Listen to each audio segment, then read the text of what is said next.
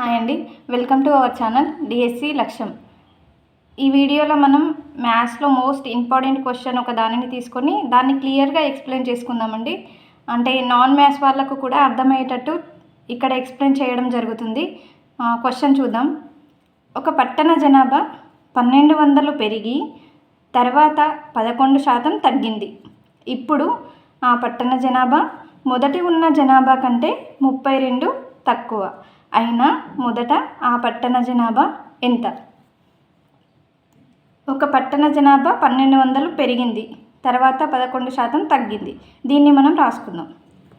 First ఒక పట్టణ జనాభా ఆన్సర్. ఒక పట్టణ జనాభా ఫస్ట్ మనం ఎక్స్ అనుకుందాం. 1200 పెరిగి తర్వాత 11% తగ్గింది. ఎంత పెరిగింది? 1200 పెరిగి ఆ తర్వాత 11% తగ్గింది. అంటే మొత్తం 100 అనుకుంటే 11% దాంట్లో నుంచి తీసిస్తే 89. అంటే 89/100 పర్సంటేజ్ కాబట్టి మనం 100లో రాసుకోవాలి, బైలో. ఈక్వల్ టు ఆ పట్టణ జనాభా ఇప్పుడు ఆ పట్టణ జనాభా మొదట ఉన్న జనాభా కంటే మొదట మనం పట్టణ జనాభా ఎంత అనుకున్నాం? ఎక్స్. కాబట్టి ఎక్స్ కంటే 32 తక్కువ అంటే మనం మైనస్లో రాసుకోవాలి. తక్కువ అయినా మొదట ఆ పట్టణ జనాభా ఎంత?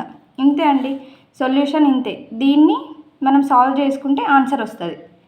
ఫస్ట్ క్వశ్చన్ మొత్తం చదివి మనం దాన్ని ఇలా రాసుకోవడం రావాలి. వస్తే మనకు ఆల్మోస్ట్ సొల్యూషన్ అయిపోయినట్టే.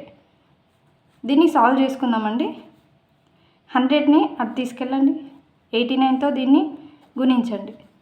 89 × x plus 1200 × 89 equal to 100 × x minus 32 × 100. 89 × x 89x plus 89 × 12. 12 9s 108, 12 8s 96, 10 106, 8 2 zeros ఉన్నాయి కదా, 2 zeros వేసుకోవాలి. 100x minus 32 100.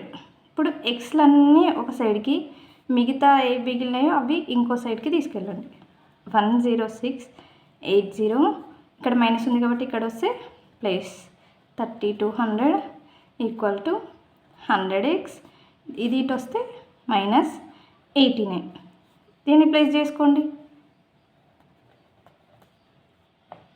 3200 100 100 0 0 11 ఎన్ని zeros? 4 zeros equal to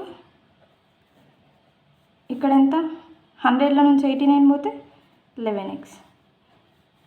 cancel చేసుకోండి. 11 1s and 4 zeros 4 zeros, that equal to x equal to 10,000. ఇంతే అండి answer. ఈజీగా వచ్చేస్తుంది.